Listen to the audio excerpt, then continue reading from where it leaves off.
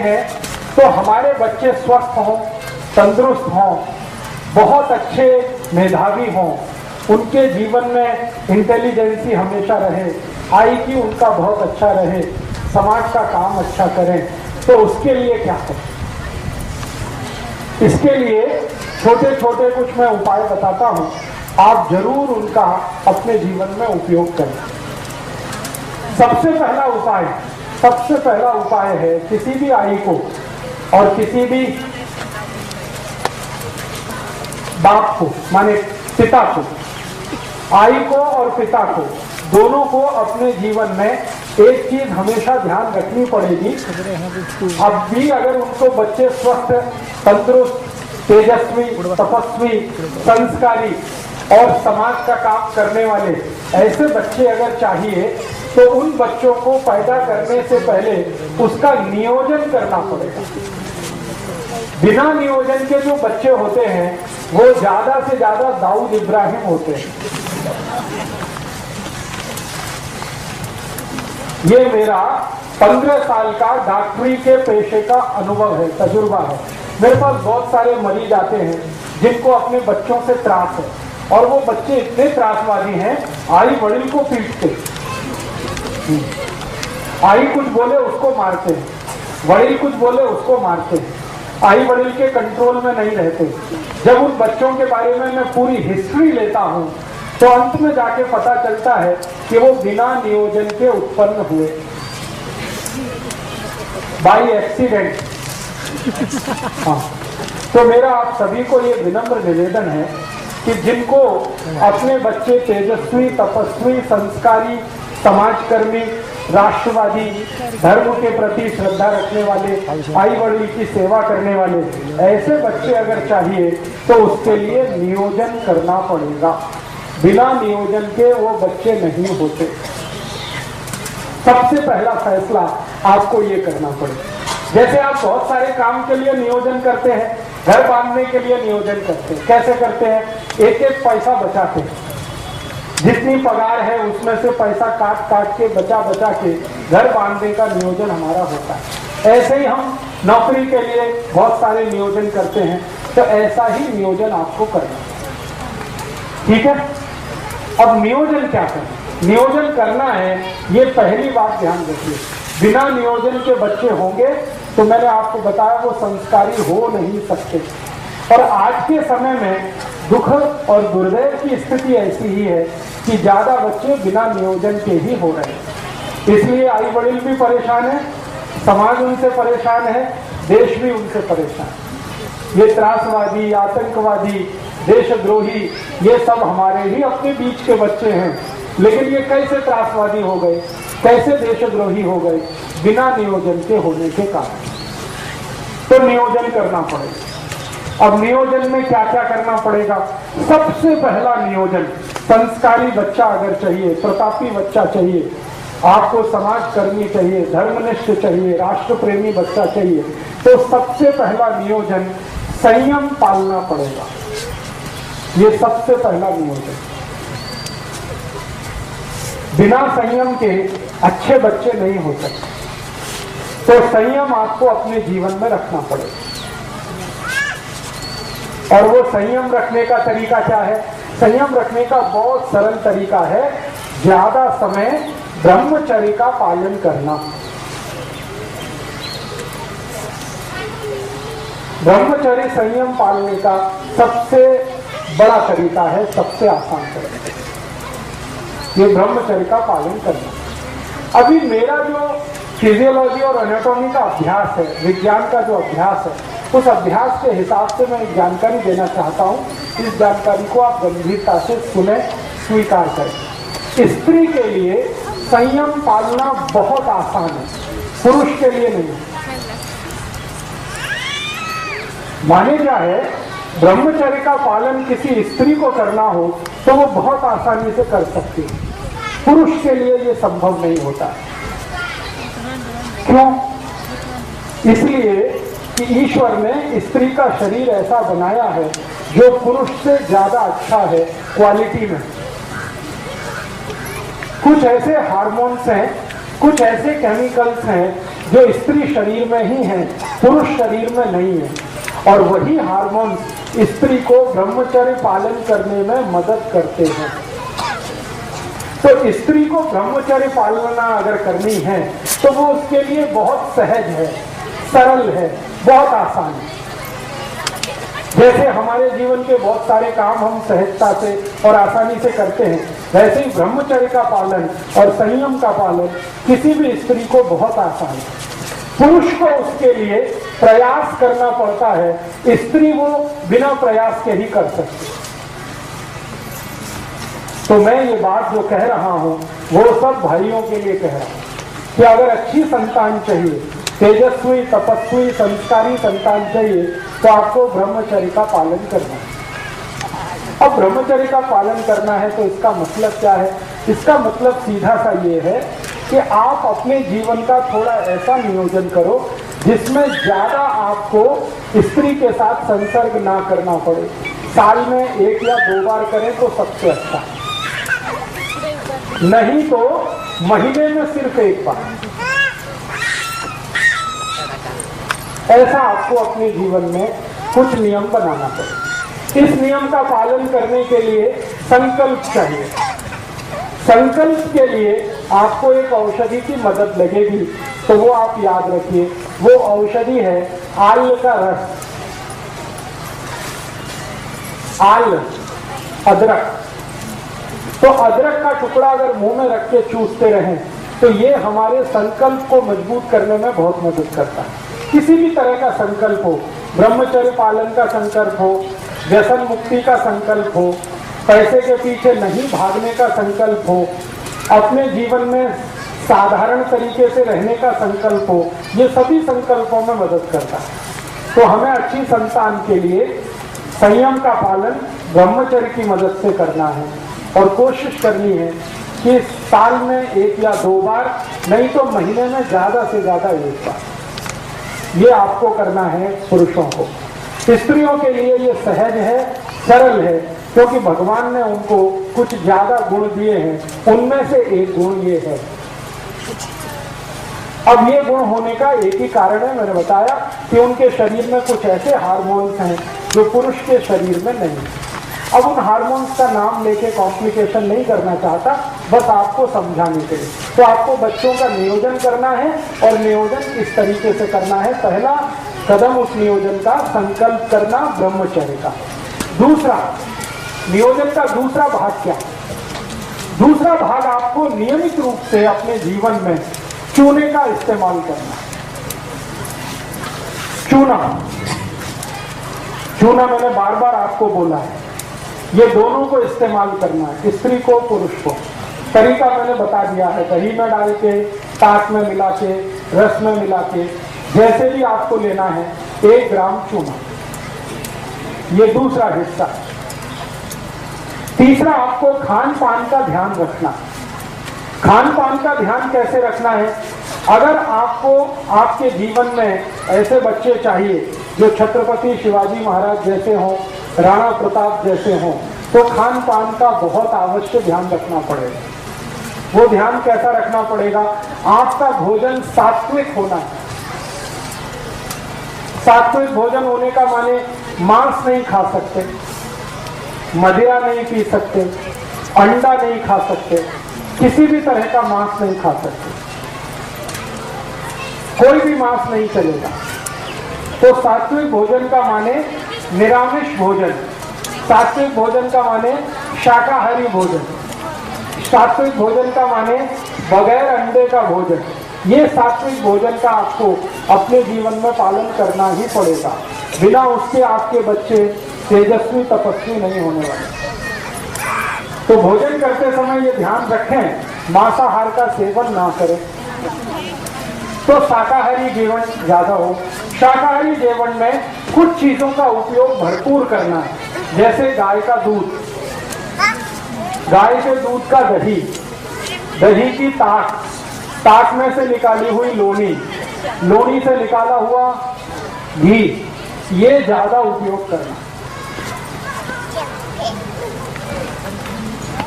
और जैसे लोनी है ना, लोनी और उसके साथ खड़ी शक्कर, ये नियमित रूप से खाना,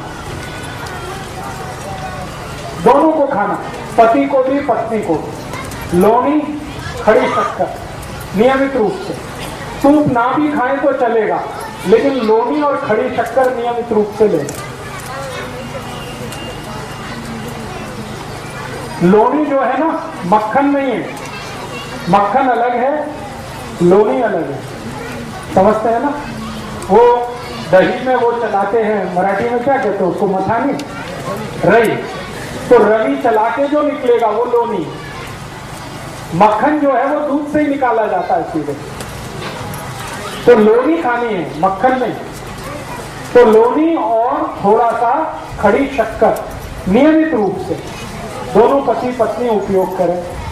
कितना लें, मात्रा कितनी हो, कम से कम 25 ग्राम लोनी और 5 से 10 ग्राम खड़ी शक्कर।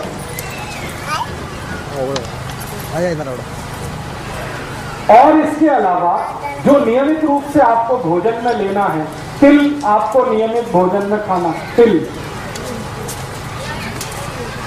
मसूर की दाल, मूंग की दाल नियमित रूप से खाना।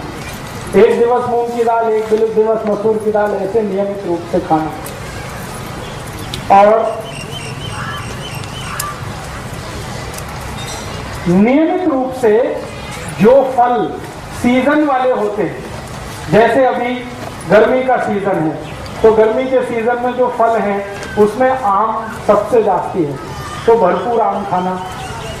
थोड़े दिन में सीजन बदलेगा तो फल भी बदलेंगे, तो सीजन वाले जो फल है वो भरपूर खाना। जैसे संतरा आएगा, मौसमी आएगी, द्राक्ष आएगा, सीजन के हिसाब से। तो अभी आम है, आम के बाद कुछ, फिर उसके बाद कुछ, उसके बाद कुछ, तो ये सीजन वाले फल भरपूर खाना है। और फल कभी भी भोजन के साथ नहीं खाना है, अकेले खाना है। केला हो, दूसरे फल हो, वो भोजन के साथ नहीं, अलग से खाना। जैसे भोजन किया उसके 2 तास बाद या 2 तास पहले फल खाना, या तो फल सुबह सुबह नाश्ते में भरपेट खाना, वो सबसे अच्छा है। और एक चीज नियमित रूप से करनी पड़ेगी कि थोड़ा शरीर श्रम नियमित रूप से हो, पति का भी पत्नी का भी। पति का शरीर श्रम क्या होना और पत्नी का क्या होना, इसके लिए 2 अलग अलग विभाजन हैं हमारे शास्त्रों में। पत्नी के लिए शरीर श्रम ऐसा होना जिसमें पेट का हिस्सा, जिसको गर्भाशय कहते हैं, उसमें बार बार मूवमेंट आए, ऐसा श्रम हमें होना पत्नी के लिए, स्त्री के लिए। तो वो क्या करना है, जैसे वो चटनी बनाते हैं ना, चटनी, तो चटनी अगर मिक्सी में बनाएंगे तो शरीर का श्रम नहीं है, लेकिन हाथ से बनाएंगे तो शरीर का श्रम है। और उसमें सबसे ज्यादा मूवमेंट यूट्रस रीजन का ही होता है, गर्भाशय का सबसे ज्यादा मूवमेंट होता है, तो चटनी हाथ से बनाए। इसी तरह से हाथ काम ज्यादा घर का, कपड़े धोना तो हाथ से धोना, वॉशिंग मशीन से नहीं धोना, चटनी बनाना तो हाथ से बनाना, रोटी बनाना तो हाथ से बनाना। आजकल रोटी बनाने का मशीन आ गया है, इसलिए मुझे ये बोलना पड़ता है, रोटी बनाना तो हाथ से, कपड़े धोना तो हाथ से, चटनी बनाना, ये सब स्त्रियों के लिए। और एक बहुत अच्छा श्रम है, अगर आप सब करेंगे तो बहुत अच्छी संतान आपको होने वाली है। वो श्रम क्या है, चाकी चलाना, क्या बोलते हैं उसको, जाता, यस। जो भी ताई, जो भी आई इसको चला सके दिन में 15 मिनट, जास्ती नहीं, बस 15 मिनट, उसकी संतान सबसे स्वस्थ और सबसे अच्छी होने वाली है। ये चलाने का। अब इसको चलाने से होता है कुछ भी नहीं है, एक ही काम होता है, हमारा जो गर्भाशय का क्षेत्र है उसका सबसे ज्यादा मूवमेंट इसी पोजीशन में होता है जब हम ये चलाते हैं। मैंने थोड़ा अभ्यास किया, अपने पुराने जमाने की जो आई है, जो जाता चलाती है, सबके बच्चे स्वस्थ और तंदुरुस्त। मेरी आई मेरे बारे में बताती है, मेरा और मेरा एक छोटा भाऊ है, हम दोनों का जन्म मेरी आई ने 8 महीने लगातार जाता चलाया। हमारे घर में एक परंपरा है कि जो आटा होता है वो ताजा खाना, तो जाते से ही संभव है वो, बाहर से पिसा के नहीं लाना। तो वो परंपरा के कारण मैं, मेरे भाऊ का दोनों का जन्म हुआ है, और मैं जब से जन्म हुआ बीमार नहीं पड़ता, मेरा भाऊ भी बीमार आसानी से नहीं पड़ता। मेरे घर में मेरी आई को बहुत बार मैंने पूछा, तब उसने ये बताया कि जाता का परिणाम। मेरा जन्म नॉर्मल डिलीवरी से हुआ, मेरे भाऊ का भी जन्म नॉर्मल डिलीवरी से हुआ, घर में हुआ। मेरी अज्जी ने हम दोनों का जन्म कराया, डॉक्टर को नहीं बुलाया। मेरी अज्जी पढ़ी लिखी नहीं थी, दोनों का जन्म उसने आसानी से करा दिया। वो एक ही कारण, जाता। तो आपके घर में अगर जाता लेके आए, बहुत अच्छा है, मिलता है ना अभी। हाँ, बहुत ज्यादा महंगा नहीं है, 50-60 रुपए में या 100 रुपए में मिल जाता है। तो आप उसको नियमित रूप से 15 मिनट, जास्ती नहीं 15 मिनट चलाएं। स्त्रियों के लिए, पुरुषों के लिए शरीर श्रम क्या करना है? पुरुषों के लिए शरीर श्रम सबसे आवश्यक है कि आप थोड़ा दिन अगर चाहते हैं कि स्वस्थ संतान हो तो नागर चलाना।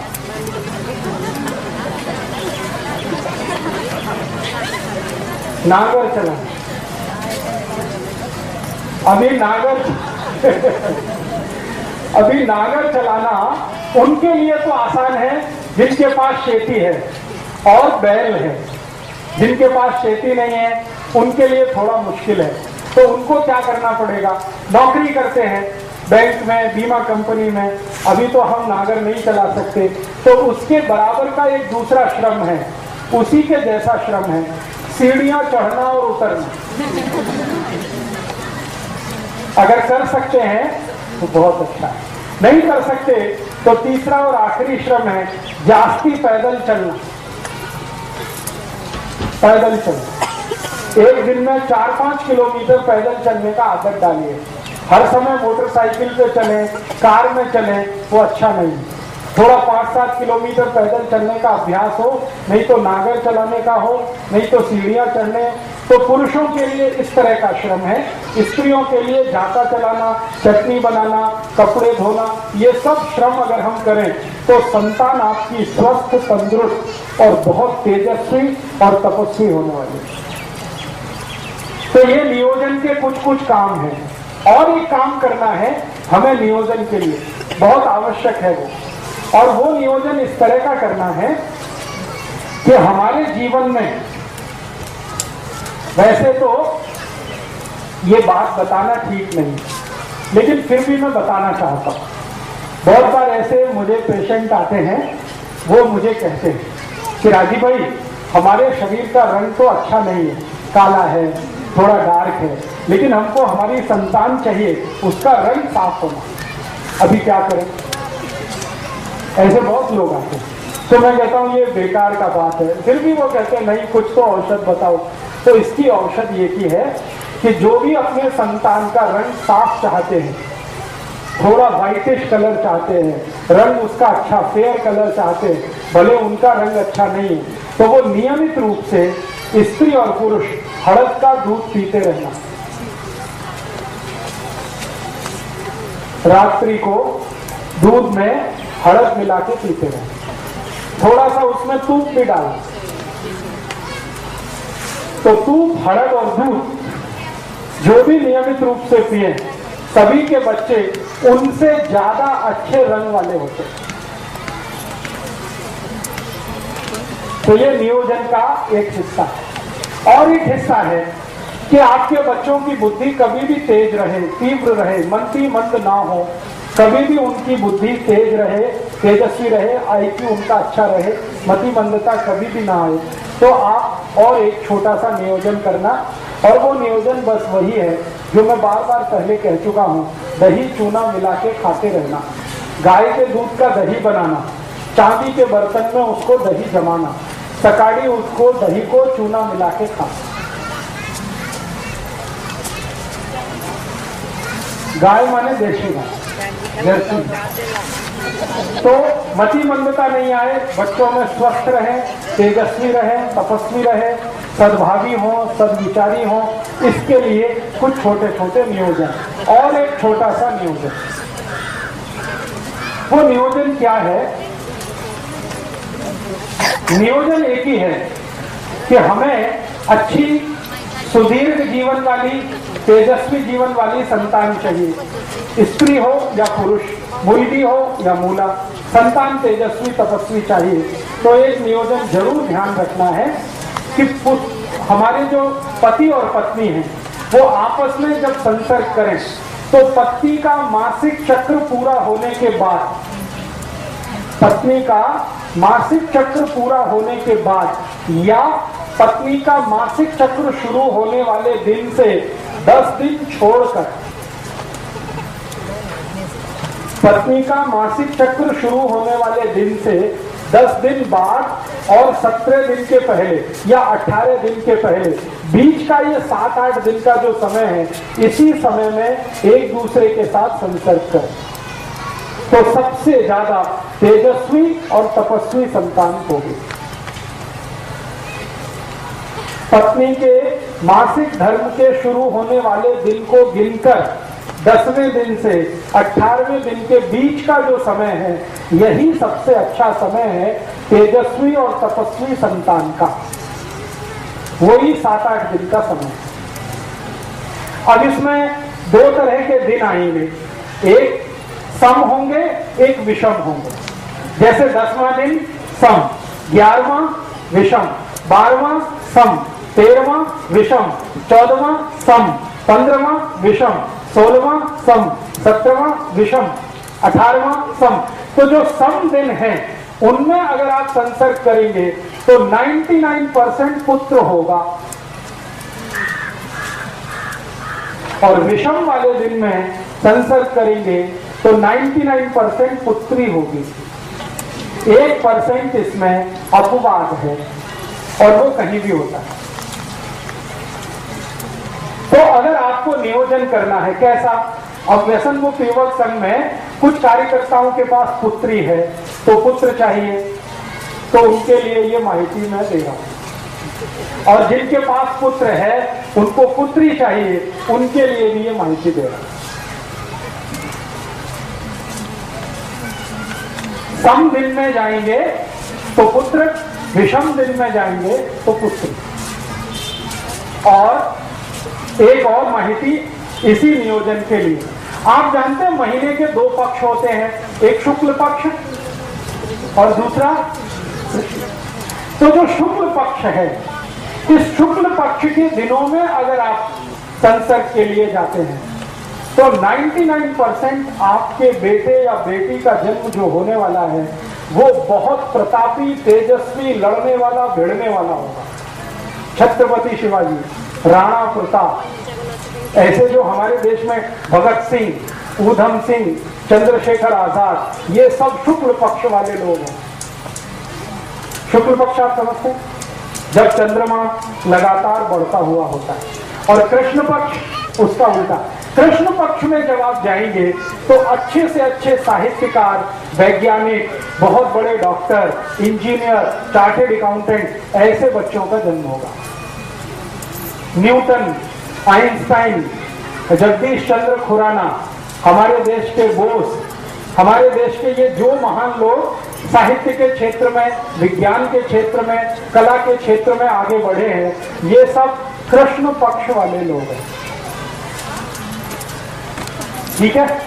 अब शुक्ल पक्ष और कृष्ण पक्ष का चक्कर क्या है? ये चक्कर है चंद्रमा के शरीर पर पड़ने वाली ऊर्जा।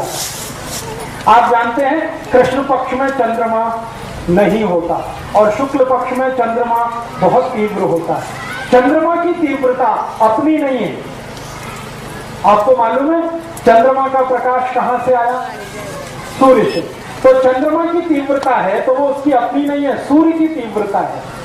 तो आप समझ लीजिए शुक्ल पक्ष में सूर्य की तीव्रता है, तो उस दिन में जो संतान आएगी वो सूर्य जैसी ही होने वाली है।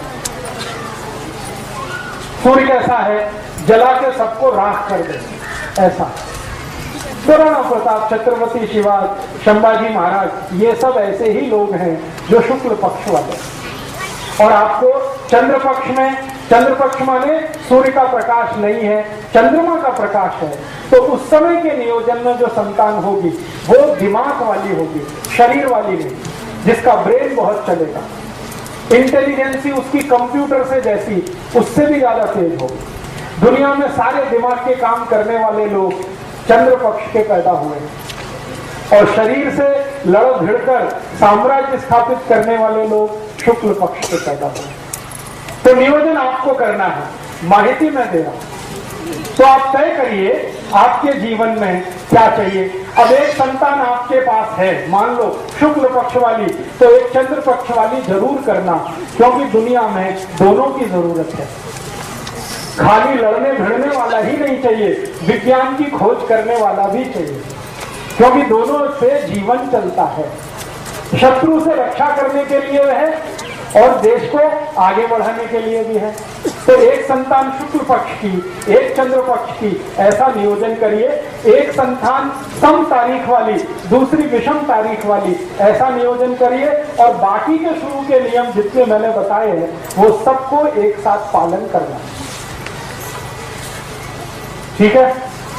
इसके आगे और भी बहुत सारे नियम हैं, लेकिन वो इतने बारीक हैं कि मैं बताऊंगा आपके दिमाग में जाएंगे नहीं। अभी जितना बताया है इतने पर आप प्रयास शुरू करें। उसके बाद बारीक नियम अगर जानना है तो एक पुस्तक मैंने लिखी है, भागवत जी के सूत्र पर 3 पुस्तकें मैंने लिखी है।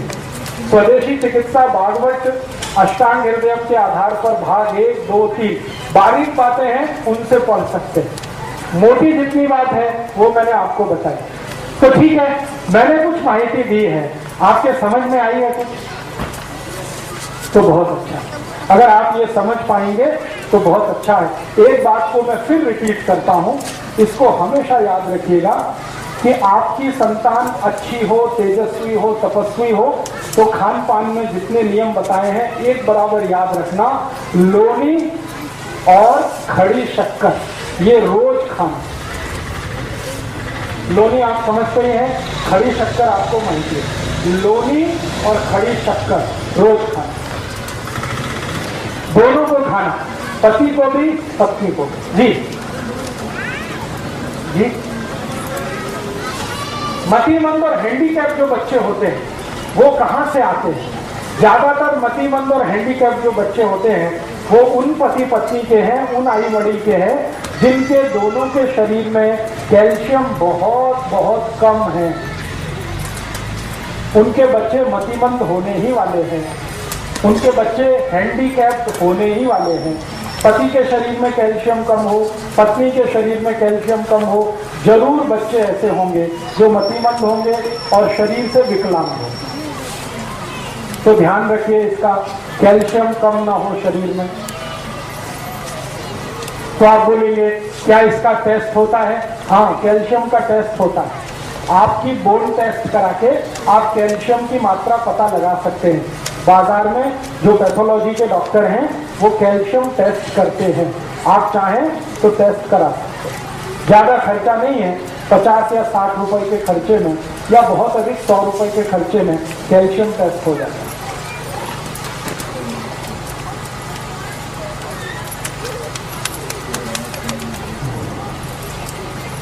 बहुत ज्यादा कुछ नहीं, बहुत ज्यादा। महाराष्ट्र में कोंकण अकेला एक बेल्ट है जहां के बहुत तीव्र बुद्धि के बच्चे होते हैं। उसका कारण है, और कोंकण बेल्ट के सभी बच्चों की आंखें दुनिया में सबसे सुंदर है। किसी की इतनी सुंदर आंखें नहीं है जो कोंकण पट्टी के बच्चों की आंखें हैं। उसका कारण मैं बताता हूँ। कोंकण पट्टी के बच्चे, आप जानते हैं कोंकणस्थ, जिनको हम कहते हैं मराठी में कोंकणस्थ, ये कोंकणस्थ लोग दुनिया में इंटेलिजेंसी में सबसे ऊपर है। इनका जब आईक्यू टेस्ट होता है ना, दुनिया के सारे देश, अमेरिका, जर्मनी, जापान, फ्रांस, दुनिया के देशों में इनकी आईक्यू सबसे ऊंची है। कारण पूछो आप, कारण उसका एक ही है कि कोंकण पट्टी की जो मिट्टी है ना, वो उसकी विशेषता है। कोंकण की मिट्टी आप देखो लाल रंग की है, देखा? लाल रंग की मिट्टी है। लाल रंग की मिट्टी में जो धान उत्पन्न होता है उसमें कैल्शियम और आयरन सबसे ज्यादा, सबसे ज्यादा। दुनिया में इतना कैल्शियम और आयरन किसी मिट्टी में नहीं है जो लाल मिट्टी में होता है। अब कैल्शियम और आयरन हर चीज में ज्यादा होगा। कोंकण का आम होगा ना, आम, उसमें भी कैल्शियम आयरन है। कोंकण का धान, उसमें भी कैल्शियम आयरन है। कोंकण की दाल होगी, उसमें भी कैल्शियम आयरन है। कोंकण की जवारी होगी, उसमें भी कैल्शियम आयरन।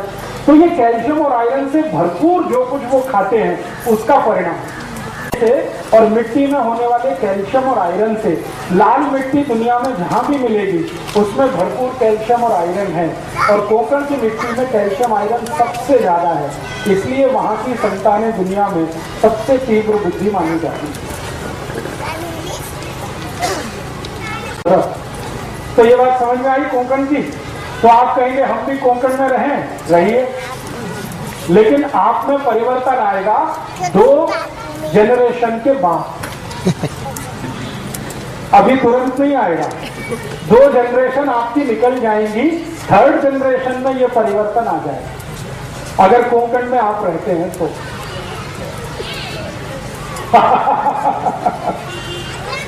हाँ, अब आप देखिए, इनका तो सवाल और भी अच्छा है कि कोंकण में हम नहीं रह सकते, कोंकण को अपने घर में ला सकते हैं। मतलब ये है कि ऐसा धान्य खाएं जिसमें आयरन और कैल्शियम ज्यादा हो, तो वो आपके घर में भी होगा। तो ऐसा धान्य खाइए जिसमें कैल्शियम और आयरन ज्यादा हो।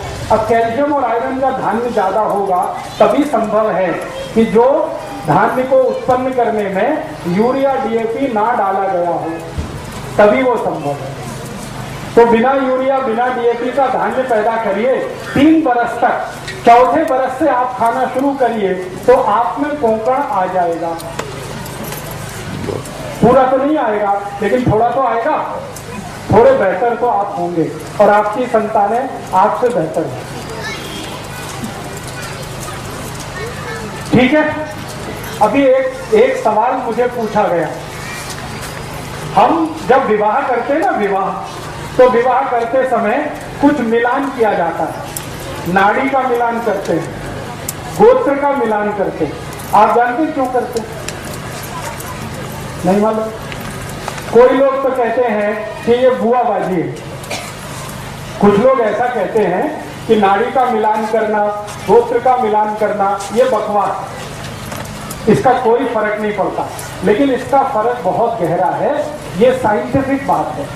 बात ऐसी है कि हम जब गोत्र और नाड़ी का मिलान करते हैं तो इस बात को ध्यान करते हैं कि डीएनए एक ही ना हो, ऐसे स्त्री पुरुष की शादी ना हो। एक ही डीएनए ग्रुप वालों की शादियां अगर हो गई तो जिंदगी भर संतान का त्रास रहेगा। एक ही डीएनए ग्रुप में डीएनए के ग्रुप हैं, और वो ग्रुप अगर एक ही जैसे हैं, नजदीक का बहुत अंतर नहीं है, उनमें आपस में शादियां हुई तो एक तो संतान होगी नहीं, हो भी गई तो मतिमंद होगी, विकलांग होगी, कमजोर होगी, बुद्धि से बिल्कुल कमजोर होगी, शरीर से कमजोर होगी, और संतान जीवित नहीं रहेगी ज्यादा दिन, जल्दी मरेगी। अगर एक ही ब्लड ग्रुप के नजदीक वालों की शादियां हो गई, तो जब हम नाड़ी और गोत्र देखते हैं तो उसका इसी बात का ध्यान रखते हैं। एक ही नाड़ी और एक ही गोत्र में शादी इसलिए नहीं करते हैं ताकि डीएनए एक ना हो। डीएनए एक होने के चांसेस तभी हैं जब नाड़ी एक हो और गोत्र एक हो, तो 100% ब्लड ग्रुप एक हो जाता है। इसलिए ये ध्यान रखा जाता है। तो हमारे बुजुर्गों ने एक परंपरा बनाई, विवाह करने के पहले नाड़ी का मिलान करना, गोत्र का मिलान करना। वो परंपरा बहुत साइंटिफिक है। अगर उसका ध्यान रख के आप शादियां करते हैं तो आपकी संतान अच्छी होगी। नहीं ध्यान रखा है तो बहुत तकलीफ होगी। अब आजकल हमारे देश में क्या हुआ है, प्रेम विवाह बहुत होने लगे, लव मैरिजेज होने लगे। उसमें ये कोई ध्यान रखता नहीं, ना नाड़ी का ना गोत्र का, और सब लोगों को ये त्रास है। वो आते हैं मेरे पास, ज्यादातर प्रेम विवाह वाले, एक संतान नहीं हो रही है, 10-10 साल से परेशान।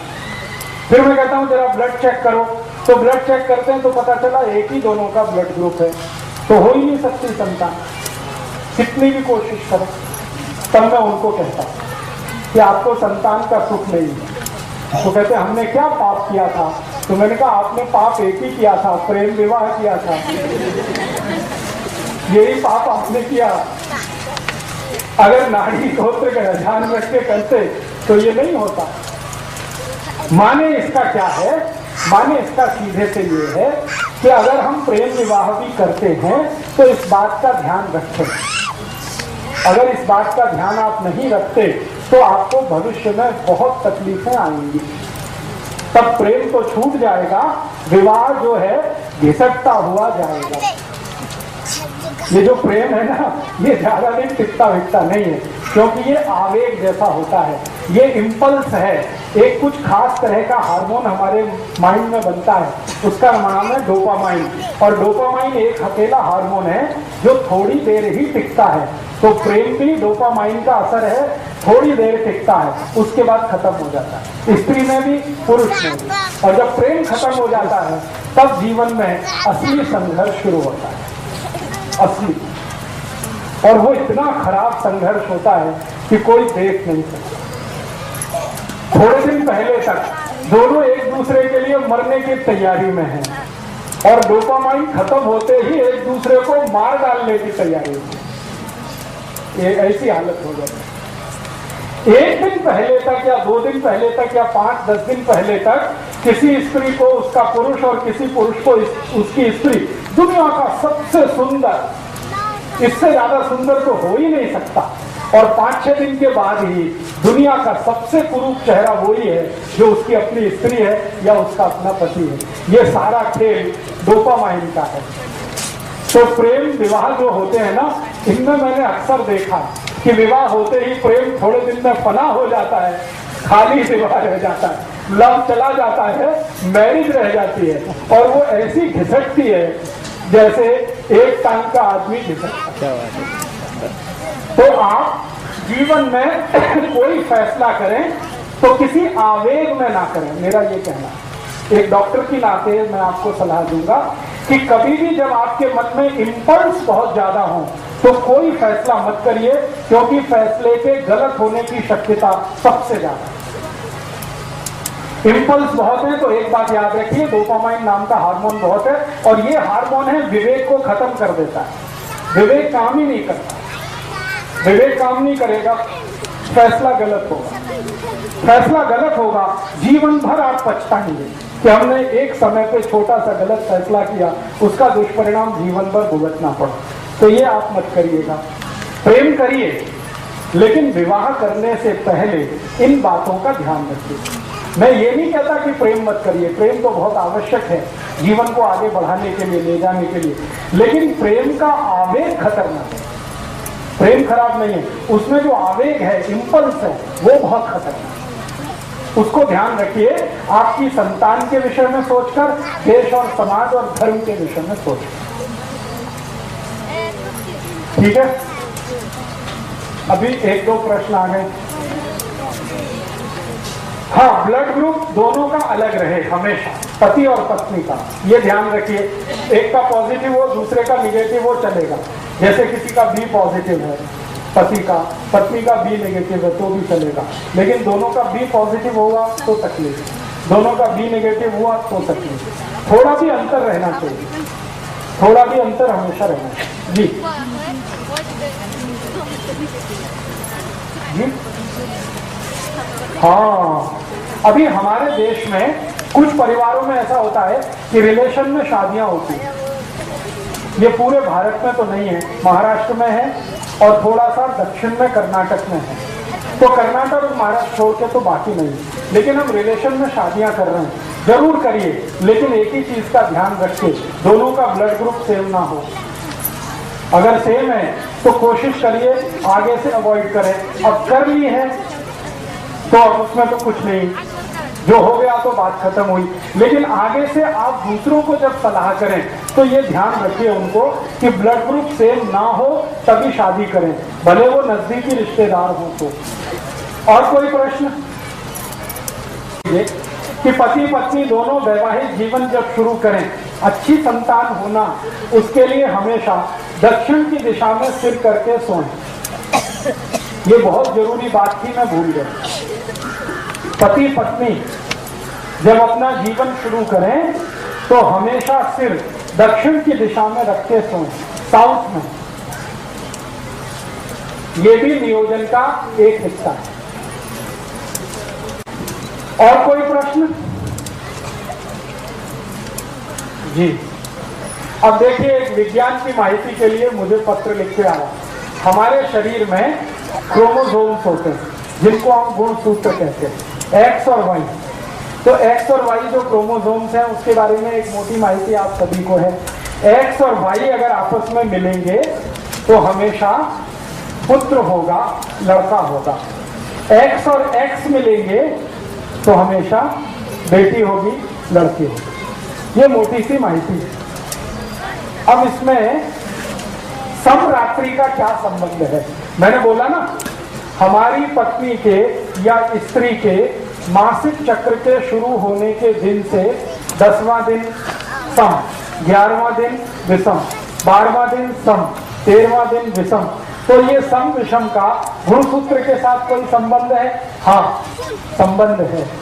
जब सम दिन होता है तो उस दिन पुरुष का जो क्रोमोसोम्स है, स्त्री में तो 2 एक्स ही होते हैं, पुरुष में एक्स और वाई दोनों होते हैं।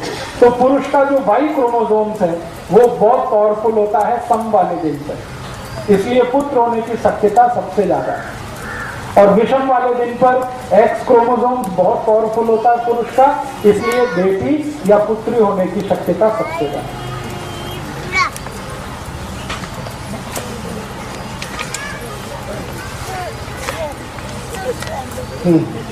अब देखिए, एक बहुत अच्छा सवाल है, वो सबके लिए मैं बोलना चाहता हूँ। स्त्रियों को जब मासिक पारी आती है ना, तो घर के जो पुराने बुजुर्ग हैं वो बहुत सारे कड़क नियम पालन करवाते हैं।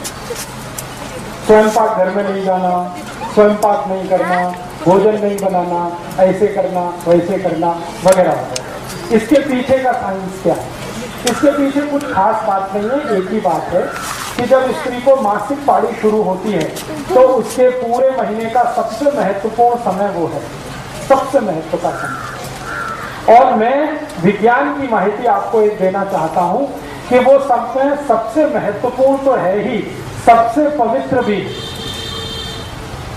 उसमें होता क्या है कि स्त्री के शरीर का जो गर्भाशय है वो अपने को स्वच्छ कर रहा है और आने वाली संतान के लिए तैयारी कर रहा है। तो इससे ज्यादा पवित्र और अच्छा तो कुछ नहीं किसी भी स्त्री के। तो उसकी पवित्रता सबसे ज्यादा उन्हीं दिनों में होती है जब वो मासिक पारी में होती है। और पुरुष के बारे में मैं एक जानकारी देता हूं जो गुणसूत्र के आधार पर है और साइंस के आधार पर है कि पुरुष स्वभाव से अपवित्र होता है। हाँ, इसमें आप हंसिए मत, ये सच है।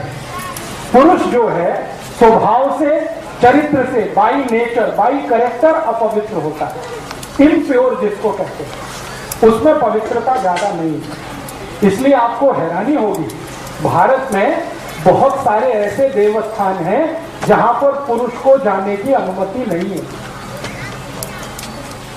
वो ये कहते हैं कि आपको देवस्थान में पूजा करनी है, अपनी पत्नी को लेके आओ। मैं बहुत सारे देवस्थान में नहीं जा सकता। हाँ, मेरे साथ ये दुर्घटना हो चुकी है। केरल में, तमिलनाडु में, आंध्र में ऐसे बहुत मंदिर हैं। मैं अंदर गया गर्भगृह में पूजा, उसने रोक दिया। पहले तो रोक दिया ये वस्त्र उतारो, तो मैंने कहा ठीक है उतारता हूँ। फिर धोती पहनो, धोती माने लुंगी पहनो, मैं वो भी पहन लिया। फिर उसने पूछा आपका विवाह हुआ? मैंने कहा नहीं हुआ, तो आप अंदर नहीं जा सकते। हाँ, मैं पूछा भाई क्यों नहीं जा सकता? उसने कहा आप पवित्र नहीं। हाँ, तो पहली बार मेरे जीवन में मैंने सोचना शुरू किया कि मैं पवित्र नहीं हूं। तो बाद में मैं वहां से लौट आया तो मेरे जो बहुत सीनियर गुरु हैं जिन्होंने मुझे चिकित्सा और ये सब सिखाया, क्योंकि मैं तो टेक्नोलॉजी का आदमी हूँ, इंजीनियरिंग फील्ड का, लेकिन चिकित्सा मैंने सीखी। तो जिन गुरुओं ने मुझे सिखाया, मैंने उनके सामने ये प्रश्न किया कि मंदिर का पुजारी कहता है मैं पवित्र नहीं हूँ। पवित्र तब होता हूँ जब मेरा विवाह होता है, पत्नी साथ होती है। तो मेरे जो सबसे बड़े गुरु थे उन्होंने कहा कि पवित्रता स्त्री में ही होती है, पुरुष में नहीं होती। और उसका कारण ये है कि हर महीने उसका शरीर अपने पुराने कचरे को निकालकर नया धारण करता है, पुरुष में ये नहीं होता। इसलिए मासिक पारी के दिनों का जो समय है वो सबसे पवित्र है। इसलिए कहा यह गया है कि इस पवित्र समय को फालतू के काम में बर्बाद नहीं करना। फालतू का काम क्या? स्वयं पाक करना, रोज होता ही है वो तो। फालतू का काम क्या? झाड़ू लगाना, पोछा लगाना, ये तो रोज चलता ही है। उन 4-5 दिनों में ज्यादा से ज्यादा क्या करना? ऐसा काम करना जो पवित्र ही है, जैसे ईश्वर का ध्यान करना, भजन करना, मन में थोड़ा सा संवाद करना अपने से, ईश्वर से। इसके लिए थोड़े फालतू कामों से समय को रखना बाहर। इसके लिए ये कहा गया कि दिन के जो सामान्य काम हैं वो उन 4-5 दिनों में नहीं करना। अब हुआ क्या? हमारे घर वालों ने इसका इंटरप्रिटेशन उल्टा कर दिया। इसका इंटरप्रिटेशन क्या कर दिया? ये खराब है, ये पवित्र है, वहां कोने में बैठ जाओ, किसी को छूना नहीं, किसी को ये करना नहीं। ये फालतू बातें हमारे घर में घुस गई, क्योंकि हमने विज्ञान को छोड़ दिया, खाली परंपरा को ले लिया। तो मेरा आपको ये कहना है कि मासिक पाड़ी के जो भी 4-5 दिन हैं वो सबसे महत्व के दिन हैं, सबसे पवित्र दिन है। उनमें सबसे अच्छा काम करना चाहिए। तो जो काम आपके नॉर्मल रूटीन में नहीं हो रहा है वो उन दिनों में आप करिए। जैसे डेली के रूटीन में आपको बहुत समय स्वयं पाक में जाता है, वो 4-5 दिन आप स्वयं पाक के समय को बचाकर आपके ईश्वर के ध्यान का समय, आपके प्राणायाम का समय, आपके साधना के समय में लगे। इसके लिए वो समय थोड़ा खाली रखिए। और पुरुष को कहा गया है कि वो परेशान ना करे अपनी पत्नी को और स्त्री को उतने दिनों में, क्योंकि मैंने कहा ना, संयम स्त्री ही पालती है, पुरुष के बस की बात नहीं है। तो अक्सर पुरुष के संयम टूटते हैं, तो वो उन दिनों में तो संयम को कठोरता से पालन करे, ऐसा हमारे आयुर्वेद में निर्देश दिया गया। तो मासिक पाड़ी के समय सीना नहीं, फिरोना नहीं, ये काम नहीं करना, ये काम नहीं करना। इसके पीछे का अर्थ एक ही है कि आपका ये समय बचाकर थोड़ा ध्यान, थोड़ा प्राणायाम, थोड़ी समाधि की स्थिति में रहना। 4-5 बोल सकते हैं धीमे स्वर में। धीमे स्वर में माने मध्यम स्वर में। एक तो ओंकार हम करते हैं तीव्र स्वर में, वो मासिक पाड़ी के बाद के दिनों में करिए जब पाड़ी पूरी हो जाए। लेकिन पाड़ी के समय में आप ओंकार जरूर बोल सकते हैं मंद स्वर में, ज्यादा हाई पिच पे नहीं। ज्यादा हाई पिच पे कुछ भी नहीं करना, सब कुछ मंद स्वर में करना, क्योंकि उस समय शरीर की ऊर्जा बहुत तीव्र होती है, अग्नि बहुत तीव्र होती है, और ओंकार बोलने से भी अग्नि और तीव्र होती है। तो ओंकार मध्यम स्वर में बोलना। नहीं तो उस समय सबसे अच्छा शीतलीकरण प्राणायाम, शीतलीकरण समझते हैं, जीभ को बाहर निकाल के गोल कर, ये सबसे अच्छा है। शरीर को त्रास देने वाला कोई आसन ना करें। एक आसन उस समय जरूर करें, उसका नाम है मकर आसन। मकर आसन समझते हैं? पेट के बल लेटना और हाथ को ऐसे करके, और आपका ये चिन पोर्शन है, ये हाथ पे रख के पांव दोनों ऐसे ऐसे लेटना, ये सबसे अच्छा आसन है मकर आसन। फिर शीतलीकरण, फिर अनुलोम विलोम, ये प्राणायाम आपके लिए बहुत ही अच्छा है।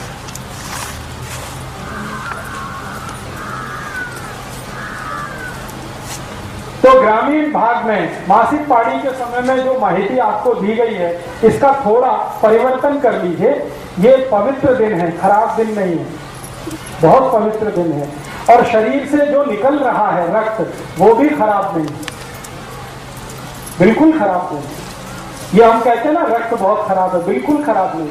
शरीर में जितना रक्त है और उसमें जितनी शुद्धि है, लगभग उतना ही शुद्ध वो है। वो इसलिए बाहर निकल रहा है कि उसकी जरूरत नहीं है। अभी नया रक्त निर्माण होगा, वो 1 महीने तक शरीर में रहेगा, फिर उसकी जरूरत नहीं रहेगी तो वो निकलेगा, फिर नया निर्माण होगा। तो हर महीने नया निर्माण हो, इसके लिए पुराना स्थान खाली करने के लिए वो रक्त बाहर निकलता है। वो अशुद्ध रक्त है इसलिए निकलता है, ऐसा नहीं।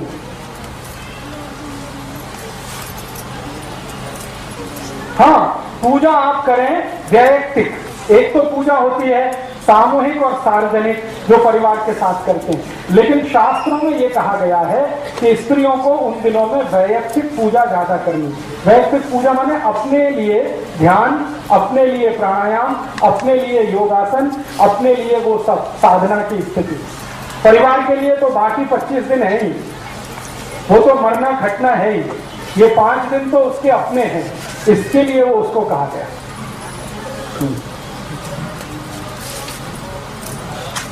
आराम तो करना ही है, क्योंकि उष्णता बहुत है। मैंने कहा ना, गर्मी बहुत होती है शरीर में। गर्मी ज्यादा होने से ब्लड प्रेशर बढ़ा हुआ होता है, तो ब्लड प्रेशर बढ़े हुए में ज्यादा काम करना अच्छा नहीं होता।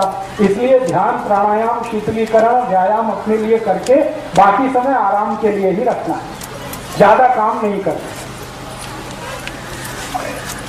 नहीं, ऐसा कुछ नहीं, किसी भी वेद में ऐसा नहीं।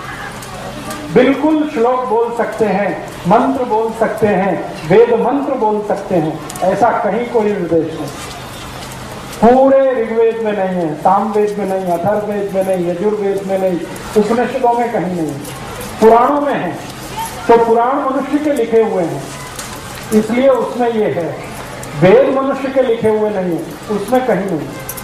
सभी वेदों में इस बात की छूट है कि आप मासिक पाड़ी के दिनों में ध्यान अपने लिए, प्राणायाम अपने लिए, प्रार्थना अपने लिए, ईश्वर के साथ संवाद अपने लिए कर सकते हैं। बस ध्यान इतना ही रखना है कि चूंकि उन दिनों में हीट बढ़ी हुई है, हीट बढ़े हुए होने के कारण ब्लड प्रेशर बढ़ा हुआ है, बीपी बढ़े हुए के कारण काम नहीं करना अच्छा होता है, आराम करना ही अच्छा होता है।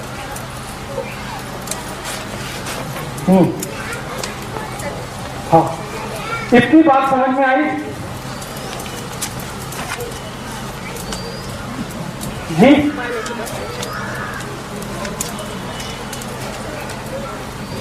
हाँ, स्त्रियों के लिए कहें, हाँ ठीक है।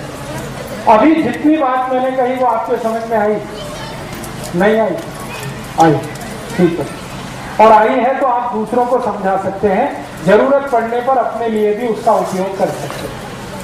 मैं अब थोड़ी एक दो माहिती और देता हूं। वो माहिती ये देनी है कि मान लो गर्भाधान हो गया, अभी क्या करना। एक तो गर्भाधान के पहले के मैंने आपको कुछ नियोजन बताए सूक्ष्म रूप में। अभी गर्भाधान हुआ, फिर क्या करना, तो उसके लिए भी सतत कुछ चीजों का ध्यान आपको रखना है। उनमें से पहली एक वस्तु, एक बात, एक माहिती जरूर याद रखनी है।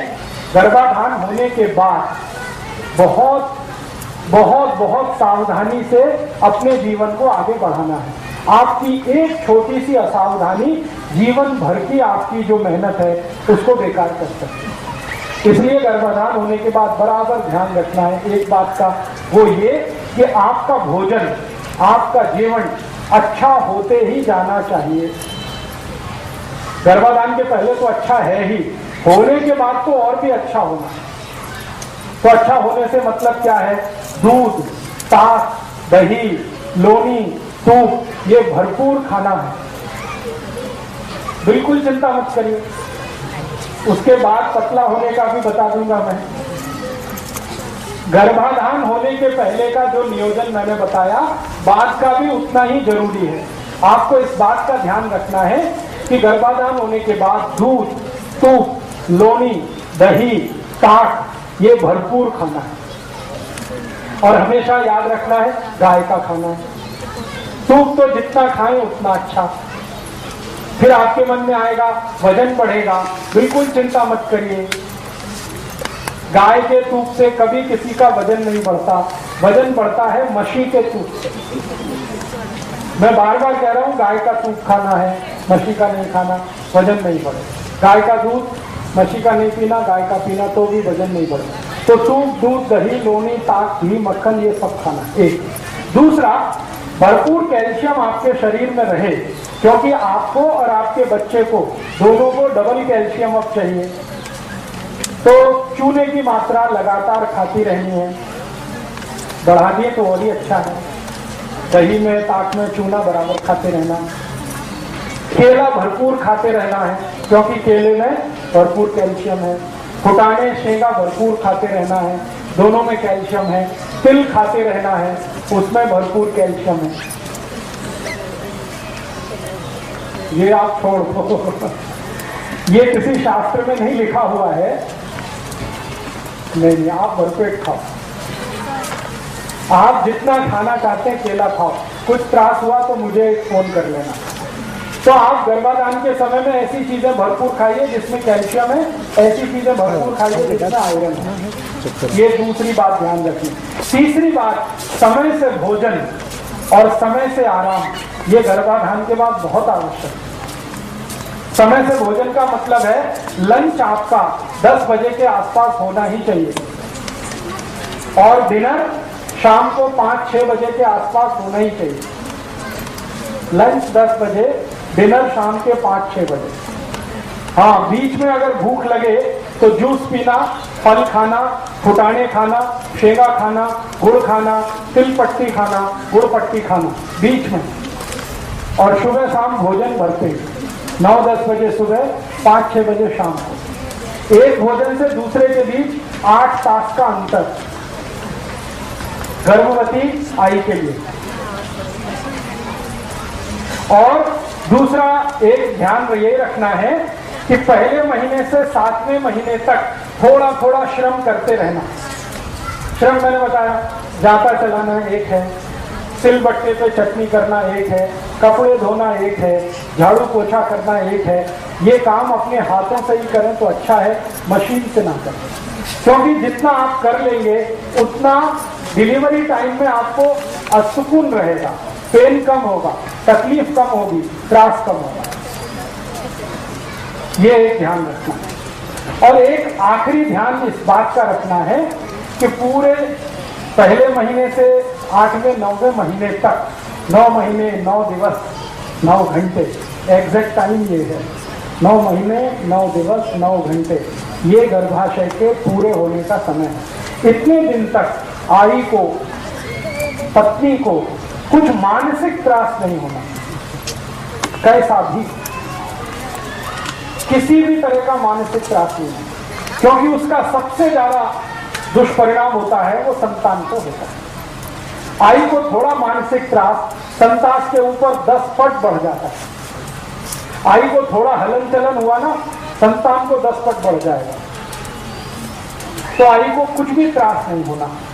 अब इसकी जिम्मेदारी पूरे परिवार को लेनी है, पति को तो विशेष रूप से लेनी है, परिवार के दूसरे सदस्यों को उसकी जिम्मेदारी लेनी पड़ेगी कि आई के साथ ऐसा कुछ ना हो जो उसको मानसिक त्रास वाला हो। जैसे हर एक व्यक्ति को, स्त्री हो या पुरुष, कुछ चीजें पसंद हैं, कुछ नापसंद होता है ना, सबके जीवन में होता है। छोटे बच्चे को भी ये पसंद है, ये नापसंद है, ये पसंद है। तो आई को जो जो चीज नापसंद है वो उतने दिनों में नहीं होनी चाहिए घर में। अब उसकी एक सूची बना लो, ये चीज नापसंद है तो ना हो, क्योंकि नापसंद वाली चीज होगी तो मानसिक त्रास होगा और उसका दुष्परिणाम आई को जितना होगा उससे ज्यादा बच्चे को होगा। और बार बार मानसिक त्रास अगर बच्चे को आपने दिया तो वो बच्चा जब पैदा होकर आएगा तो जिंदगी भर आपको त्रास देगा। ये आप ध्यान रखें। मैं आपको बहुत गंभीर बात कह रहा हूं कि अगर आपने इसका ध्यान नहीं रखा, आई को मानसिक त्रास हुआ बार बार, तो बच्चा हो गया, फिर जब वो बड़ा हो जाएगा तो वो ऐसा मानसिक त्रास देगा कि जिंदगी भर आई और बाबा रोते रहते हैं। बहुत बार बच्चों को आपने देखा ना, आई बाबा को रुलाते हैं। ये वही बच्चे हैं जो गर्भ के समय अपनी आई के पेट में थे और आई को मानसिक त्रास हुआ, उससे ज्यादा बच्चे को हुआ, तो वो पूरा बदला निकालता है। तो आई वडील पूछते हैं, कौन सा हमने कुकर्म किया था जो ऐसा हमारा बेटा हुआ? तो मैं उनको याद दिलाता हूँ कि याद करो, तुमने गर्भाशय के समय जब ये था क्या क्या त्रास दिया था। तो उनको याद नहीं आता, फिर खोद खोद के याद दिलाते हैं तो फिर पता चलता। तो इस बात का आप हमेशा अपने जीवन में ध्यान रखें।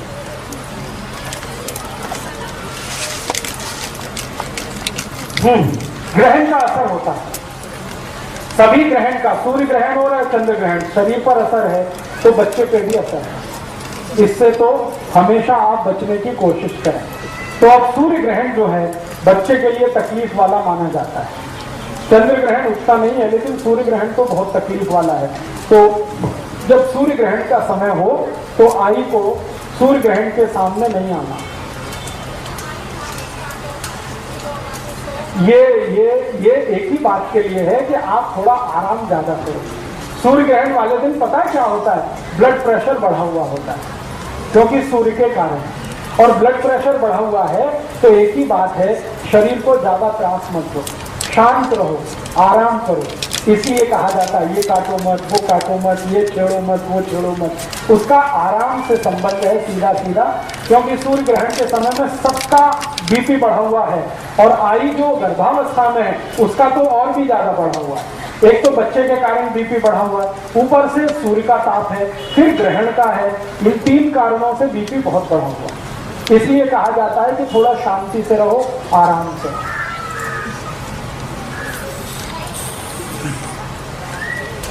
कुछ समझ में आ गया? अच्छा, अब मुझे कुछ प्रश्न आए हैं, उनका मैं उत्तर देने की कोशिश करता हूं। आपके प्रश्न है तो आप भी पूछ सकते हैं। एक प्रश्न आया है कि कोई पति को और पत्नी को बच्चे नहीं होते, क्या करना है? ये व्यक्ति जो भी प्रश्न कर रहे हैं वो मुझसे व्यक्तिगत मिले, क्योंकि उनका सार्वजनिक उत्तर नहीं है। किसी का कोई तकलीफ है, किसी का कोई तकलीफ, किसी में पति को तकलीफ है, किसी में पत्नी को तकलीफ है, तो एक जर्नल उत्तर इसका मैं नहीं दे सकता। इसलिए आप व्यक्तिगत रूप से मिले, नहीं तो मेरा नाम पता लिख लें, मुझे खत लिखें या ईमेल करें, विस्तार से आपकी माहिती मुझे दें, तो विस्तार से ही मैं समझ के कोई औषध बता सकता हूँ।